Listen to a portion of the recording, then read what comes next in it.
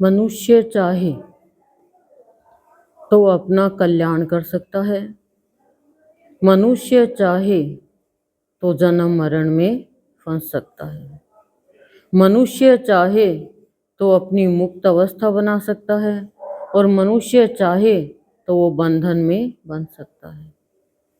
मनुष्य के ऊपर निर्भर है। मनुष्य का रूप परमात्मा का दूसरा रूप है, लेकिन मनुष्य के रूप में और परमात्मा के रूप में अंतर कहीं नहीं है, पर अंतर अंतःकरण का मनुष्य ने खुद ने इतना डाल लिया कि वो अपने रूप को ही बिगाड़ लेता है। जैसे आपने किसी को कोई चीज बनाने के लिए दी और आप क्या कहोगे, अरे रूप ही बिगाड़ दिया इसका। तो मान लो कोई कपड़ा सिलने के लिए दिया तो क्या कहेंगे, इसका तो रूप ही बिगाड़ दिया। मनुष्य की कोई बीमारी हो जाती है और तो कहते हैं इसकी तो अवस्था ही खराब हो गई।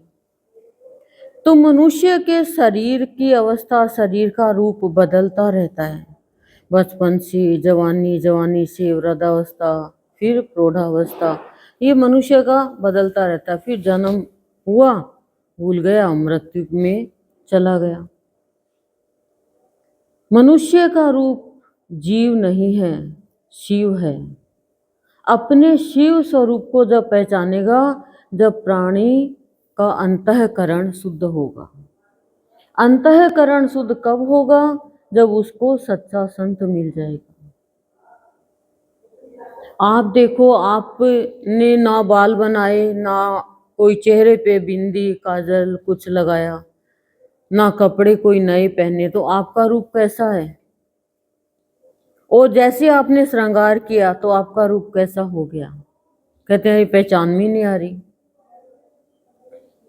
तो प्राणी जब सच्चे गुरु के अपने आप को समर्पित कर देगा, उनकी शरणागत हो जाएगा, तब वो समझ पाएगा कि मैं कोई काया नहीं हूं, मैं मन नहीं हूं, मैं इंद्रिया कर्मेंद्रिया नहीं हूं, मैं कौन हूं, मैं क्या हूं, मैं कहाँ से आया हूं, मुझे कहाँ जाना है, मुझे क्या करना है।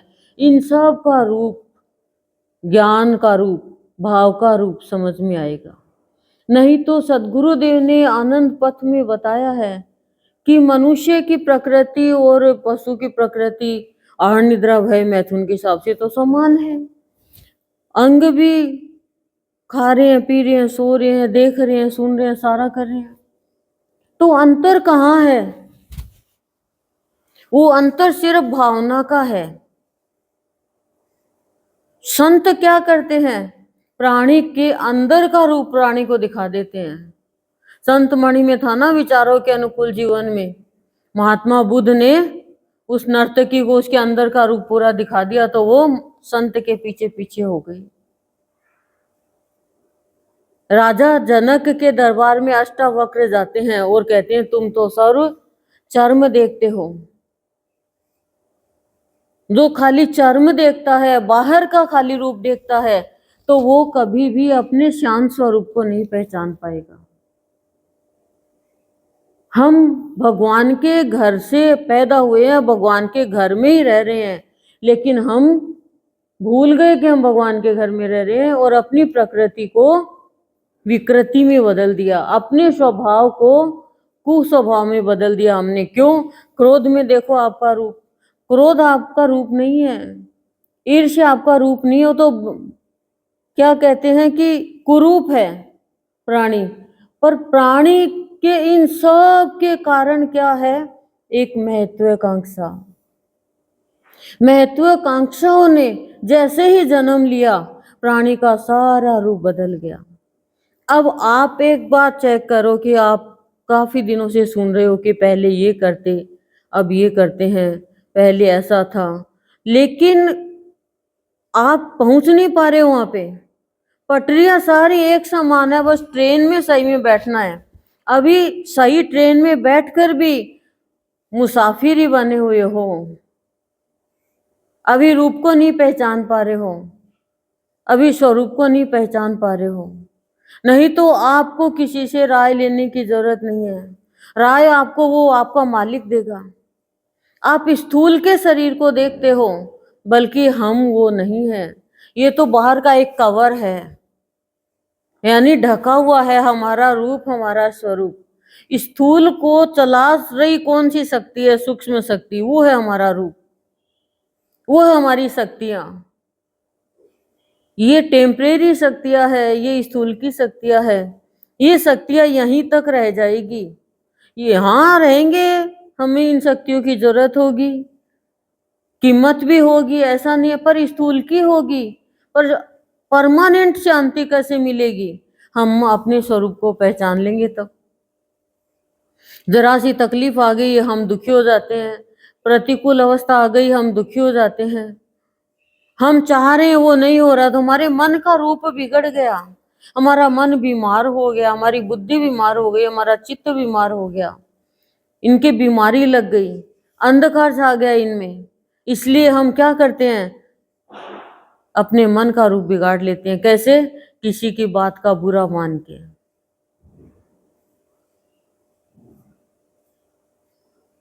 मन में क्रोध पैदा करके, मन में बदले की भावना पैदा करके, मन उदास हो गया, चेहरे पे आ गया। तो सदगुरुदेव में क्या समझाना चाहते हैं कि सत्संग में आने से पहले और सत्संग में आने के बाद आप देखो आपके जीवन में क्या क्या बदला है। जो आप मुंह से किसी की निंदा करते थे, अपशब्द बोलते थे, मन से निर्बल थे, मन में वासना थी, वो सब हटने की तैयारी में है, हट गई है और हटती जा रही है। किनकी? जिनको ये ऊपर सत्संग का प्रभाव पड़ा है, संत की कृपा हुई है। नहीं तो देखो जल में तो रह के मछली भी ऐसे तड़पती रहती है, वो भी तड़पती रहती है, उसकी भी दुर्गंध जाती नहीं है। ये वासना की दुर्गंध प्राणी की, कहीं चले जाओ वो दूसरों को और सुगंध को दुर्गंध में बदलने की कोशिश कर देगा। तो सत्संग का प्रभाव जब पड़ेगा, जब हम चाहेंगे। सत्संग आपको दे रहा है, अब आप किनारे पे बैठे हो तो आप डूबोगे ही नहीं, तो आपको मजा कैसे आएगा, आनंद कैसे आएगा? जब आप विषय वासना में डूब रहे हो, भोग में डूब रहे हो, तो फिर आप स्थूल में आनंद ले रहे हो। आनंद तो क्या है? स्थूल में सुख ले रहे हो, बस यही सुख है। और ये सुख प्राणी को सुखा देता है, रुला देता है। स्वामी का स्पर्श कब पाओगे? उस ईश्वरीय शक्ति की पहचान कब कर पाएंगे? जब हमारा अंतःकरण शुद्ध होगा, जब हमारी वृत्तियां अंतर्मुखी हो जाएगी, जब हमारे विचारों में, भावना में प्रभु को पाने की चाह लगेगी, हम उस राह पर चल पाएंगे, तभी तो औरों को चला पाएंगे ना। जब हमने स्वाद नहीं चखा तो हम औरों को क्या स्वाद बताएंगे? खाली बोलने के लिए, खाली खाने पीने सोने के लिए जीवन थोड़ी मिला है। हम अपने लाभ के लिए कितना बकवाद करते हैं, व्यर्थ की वाणी बोल देते हैं।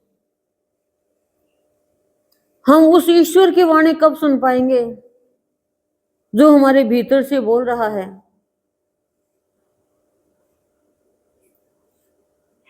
मनुष्य अपने रूप को क्यों नहीं पहचान पा रहा है? अष्टावक्र है, बाहर का शरीर तो टेढ़ा मेढ़ा है, लेकिन अपने रूप को पहचान लिया। रूप को पहचान लिया तो राजा जनक को भी ज्ञान करा दिया। क्योंकि राजा जनक पात्र था। राजा जनक रहता था संसार में, लेकिन निर्लिप्त होकर रहता था। यही प्राणी का सच्चा स्वरूप है, जो संसार में रह के निर्लिप्त है। हमारे अंदर मोह वासना, काम वासना, क्रोध वासना है, लोभ वासना और अहंकार वासना, ये वासना ने हमारे जीवन को कैसा बना दिया? इन्हीं में नाचना सीख गए हम, इसी में रोना सीख गए, इसी में सुख सीख गए और हमारे रूप को कुरूप बना दिया। शरीर बूढ़ा हो सकता है, मन कभी बूढ़ा नहीं होता है।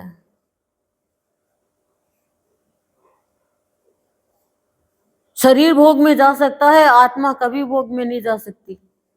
अपने आत्म स्वरूप को पहचानना है हमें। नचिकेता 3 दिन तक यमराज के और दरवाजे पे बैठे रहे और आत्मज्ञान लिया, सत्य स्वरूप को पहचान गया हो।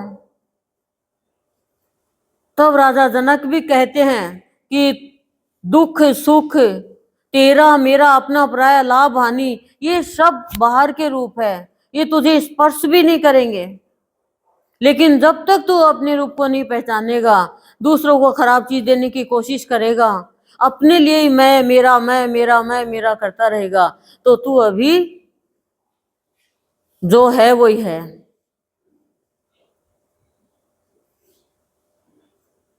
सच्चा ज्ञान सच्चा गुरु कराता है, फिर वो भ्रम में नहीं फंसता है,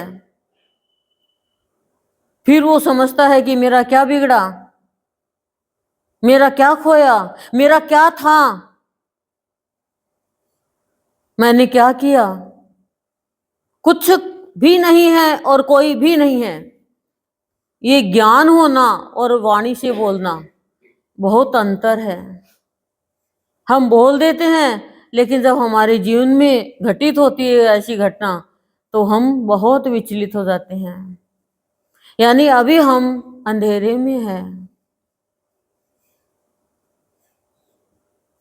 नहीं तो इतना धैर्यवान, इतनी सहन शक्ति प्राणी के अंदर है कि वो जीवत्व भाव के अंदर से निकल जाए, लेकिन वो अपना शिवत्व भाव नहीं गंवाए वो। लेकिन सागर रूप प्रभु को देखेगा तो देखेगा मैं मेरी गागर भर लूं। और मनुष्य का रूप क्या है? देखो, मनुष्य का कैसा भी रूप हो, चाहे एक बूंद है वो सागर में गिर गई, सागर का रूप हो गई। जिस प्राणी ने अपने अंदर चाह जगा ली कि मुझे प्रभु को पाना है और प्रभु के भावों को पीना है, नहीं तो न जीना है और न रहना है, तो रहना भी मुश्किल हो जाता है, तो प्रभु को बनाना पड़ता है उसे। अब आप कोई चीज बनाते हो, आप दीपावली पे अभी मिठाई बनाओगे, ठीक है, तो आप उसमें जब तक चीनी की चाशनी नहीं दोगे, और उसका भी एक फार्मूला होता है, इतने तार की बनाओ, इतने तार की बनाओ, तो वो चक्की जमेगी, सॉफ्ट जमेगी, हार्ड जमेगी, और रह गई बिना तार की तो नहीं जमेगी। लेकिन मीठा कब हुआ? जब चीनी डाली, नहीं तो सेक के छोड़ दो, न जमेगी, जमेगी भी नहीं। तो जब तक प्राणी के अंदर भाव प्यार की मिठास नहीं आएगी तो भगवान की भक्ति में जम ही नहीं सकता वो। मिठास आ ही नहीं सकती उसमें। फिर वो जो आया बोल देता है, स्वार्थ का व्यवहार कर लेता है। लेकिन जब सद्गुरु ज्ञान कराते हैं, आंतरिक रूप दिखाते हैं, तब वो पुरुषार्थ करता है, परमार्थ के पथ पर चल के परम पुरुष को प्राप्त करता है और पूर्णता की ओर जाता है। वो उसमें होते हैं कोटि कोटि, कहते हैं भक्त और संत कोई कोई होता है, बाकी भक्ति सब करते हैं, निर्लिप्त भी है और लिप्त भी है, प्रवचन भी करते हैं, उपदेश भी देते हैं, अध्ययन भी करते हैं, जप तप भी करते हैं, बहुत करते हैं। हमें पता भी नहीं इतने छिपे हुए हैं जो अपना रूप दिखाते भी नहीं है। आपने किसी को ढके हुए देखा पूरा शरीर, आपको कैसे पता अंदर में उसका क्या काला है कि गोरा है, आंखें कैसी है, दांत कैसे हैं, कान कैसा है, रंग कैसा है, रूप कैसा है। जब वो हटेगा पर्दा तभी तो आपको पता चलेगा ना। उसी तरह से हमारा ये काया का पर्दा है, ये हटेगा, वासना का पर्दा हटेगा, ये विकारों की वासना का पर्दा हटेगा, तभी तो हम अपने रूप को देख पाएंगे, अपने स्वरूप को पहचान पाएंगे। तब हम कह पाएंगे मैं प्रेम स्वरूप हूँ, मैं आत्म स्वरूप हूँ, मैं भाव स्वरूप हूँ, मैं शांत स्वरूप हूँ। फिर कहने की जरूरत ही नहीं पड़ेगी, कहते कहते उसी में लीन हो जाएंगे। तो ज्ञान का दरवाजा संत खोलते हैं और प्रकाश में जीवन बनाते हैं, आवरण हटाते हैं, अपने हृदय से लगाते हैं। तब हम पुरुषार्थ करते हुए आगे बढ़ते हैं और उस पुरुष परमात्मा को, जो सगुण निर्गुण से भी ऊपर है, जो गुणातीत है, जो भावातीत है, जो शब्दातीत है, जिसका कोई पार नहीं पा सकता, उसमें हम लीन हो पाते हैं। तल्लीन होना पड़ेगा। लीन होने के लिए तब हम तल्लीन होकर उसमें लीन हो पाएंगे। तब हम देख पाएंगे, हे प्रभु, जो तू है वो मैं हूँ, जो मैं हूँ वो तू है, जो तेरा है वो मेरा है, जो मेरा है वो तेरा है। लेकिन मैं पागल ही संसार में आकर वासना के बंधन में बंधकर तेरा मेरा करने लगा, अपना पराया करने लगा और जीवत्व भाव में जी करके समय को व्यर्थ गंवा दिया, उम्र व्यर्थ गंवा दी और उन चीजों को इकट्ठा करने में लग गया जो मुझे भगवान से तो कभी मिला ही नहीं सकती, मुझे शांति प्रदान कर नहीं सकती। तो हे प्रभु, तेरे सत्संग में आकर के अब जीवन में, विचारों में, भावनाओं में, सब में इतना परिवर्तन आया। देखने का तरीका बदल गया, सुनना बदल गया, बोलना बदल गया, खान पान बदल गया, पहनावा बदल गया है और चाल चलन बदल गया, आचरण बदल गया। जो कुछ भी बुराई के रास्ते पे चल रहे थे, वो सारा हटके अच्छाई के रास्ते पर चलने लगे। किसी का बुरा चाहते थे, वो अच्छा चाहने लग गए। कोई शत्रु था, कोई मित्र था, अब कोई शत्रु भी नहीं तो कोई मित्र भी नहीं, कोई अपना भी नहीं तो कोई पराया भी नहीं। तेरे दर पे आके इतना परिवर्तन आता है सद्गुरु। तेरे सत्संग करते करते जब तेरे भाव में बह जाते हैं, तब एहसास होता है कि कोई किसी का नहीं है, खाली तू सबका है और सबका था और सबका रहेगा। इसलिए हे प्रभु, तेरे दर पर आकर जाना, तू मेरा है, तू मेरा है, तू मेरा है। और तूने तो कहा, दो शब्द बोल जा बड़े प्यारे हैं, तू मेरा है। लेकिन हम कहते तो गए, लेकिन बने नहीं तेरे। क्यों? क्योंकि बनने नहीं दिया इन विकारों ने, और छुप छुप के बुरे कर्म करते रहते हैं लोग और ओपन में अच्छे बने रहते हैं। दर पे आके जाना कि कर्म हम मनुष्य को बहुत ही गलत योनि में घेर देते हैं। इसलिए कर्म का रूप, धर्म का रूप, आत्म का रूप, सबका रूप तेरे दर पे जाना, मर्म जाना, तब जाकर के हम शांत स्वरूप कभी कभी हो पाते हैं। नहीं तो वापस हम दुनिया में चले जाते हैं। तो हे नाथ, स्वामी, मालिक, तुझे यही प्रार्थना है कि हम उस दुनिया में नहीं जाएं जहाँ गाली गलौज हो, तेरा मेरा हो, लड़ाई झगड़ा हो, अपना पराया हो और जीवत्व भावी हो, खाली आलस्य हो, प्रमाद हो, निद्रा हो, विकारों से भरी हुई दुनिया। उस दुनिया से हमें निकाल कर तूने सत्संग में बुलाया है, तो हमें उस दुनिया में रखना जहाँ प्यार हो, भाव हो, शांति हो, आनंद हो, अपनापन हो और आत्मा का भाव हो। हे नाथ, हे स्वामी, हे मालिक, अपनी कृपा बनाए रखना, अपना वरद हस्त बनाए रखना, अपनी नजरों के सामने रखना। हम अपने रूप को भूले नहीं, अपने स्वरूप को भूले नहीं, अपने स्वभाव को भूले नहीं। इनसे हटकर हम कुछ भी नहीं करें। हम जो भी करें वो शिव भाव में रह कर करें, तेरे बच्चे बन के करें। हमें बचा के रखना कष्टों से, दुखों से, चिंताओं से। ओम शांति ही शांति ही शांति, प्रशांति।